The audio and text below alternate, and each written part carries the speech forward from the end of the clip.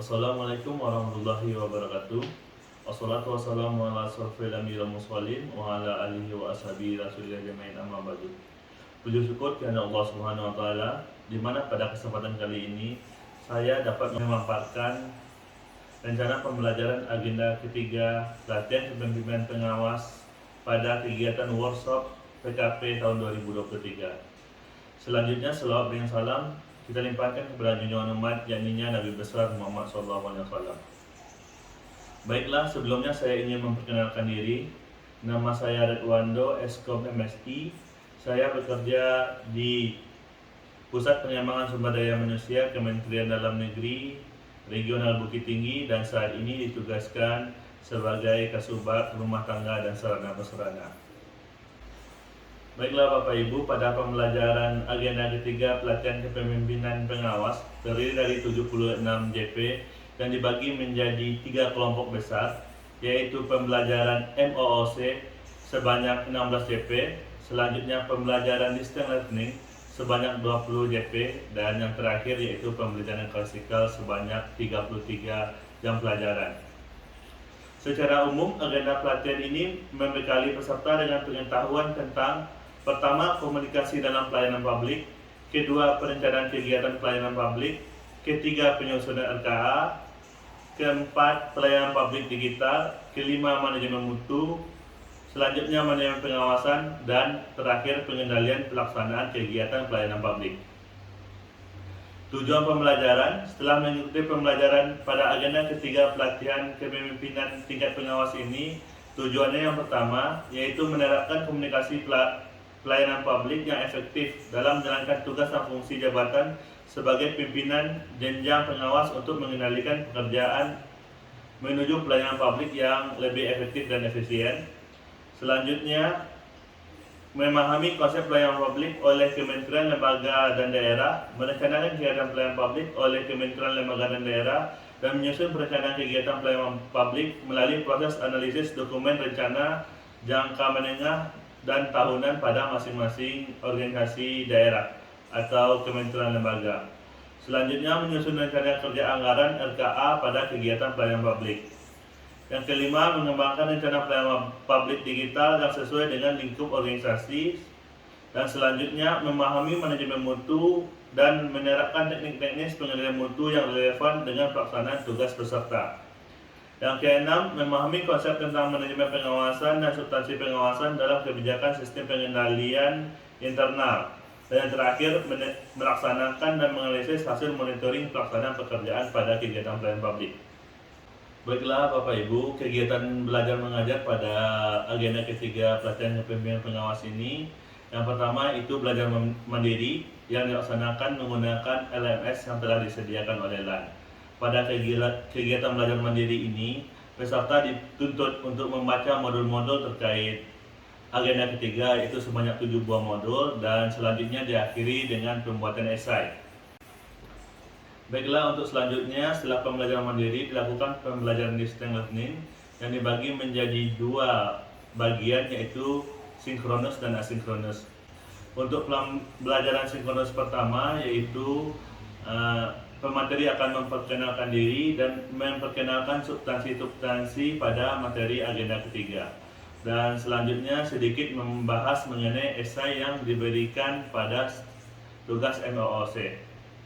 Di sini peserta akan menyimak, berdiskusi, dan bertanya jawab terkait materi yang telah dibahas pada MOOC atau esai yang telah dibuat peserta. Pada pembelajaran sinkronis hari pertama juga pemateri akan menjelaskan berbagai tugas terkait asinkronus. Kegiatan pembelajaran pada hari kedua distance learning yaitu pemateri akan menggali informasi dan memberikan contoh-contoh terkait materi di agenda ketiga, mulai dari komunikasi pelayanan publik sampai dengan pengawasan internal.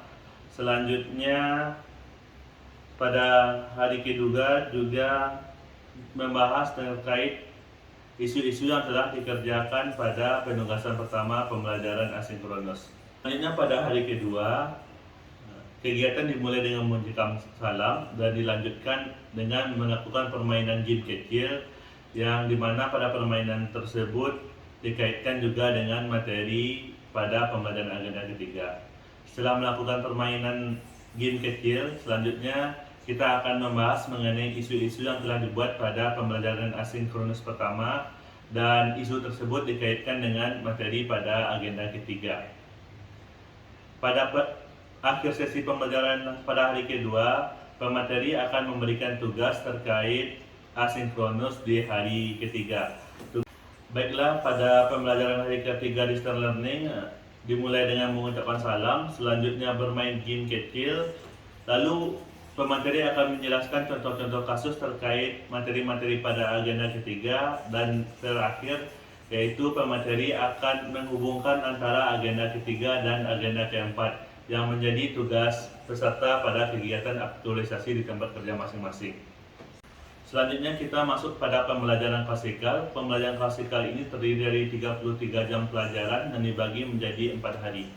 Pada hari pertama yaitu 3 jam pembelajaran, pemateri akan kembali menguatkan materi pada agenda ketiga ini dan menugaskan peserta untuk membuat contoh-contoh terkait bagaimana penerapan aktualisasi agenda ketiga di tempat kerja masing-masing secara umum. Pada hari kedua pembelajaran klasikal, materi akan memberikan kuis mengenai substansi materi terkait agenda ketiga ini. Setelah bermain kuis, kegiatan yang dilaksanakan pada hari kedua yaitu peserta akan melakukan diskusi kelompok terkait isu yang dibahas pada pembelajaran asinkronus sebelumnya.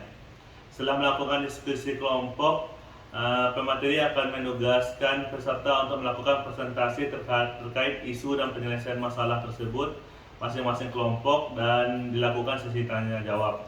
Setelah itu diakhiri oleh pemateri akan menyimpulkan apa yang dapat dipelajari pada diskusi ini dan dikaitkan juga kembali dengan agenda ketiga.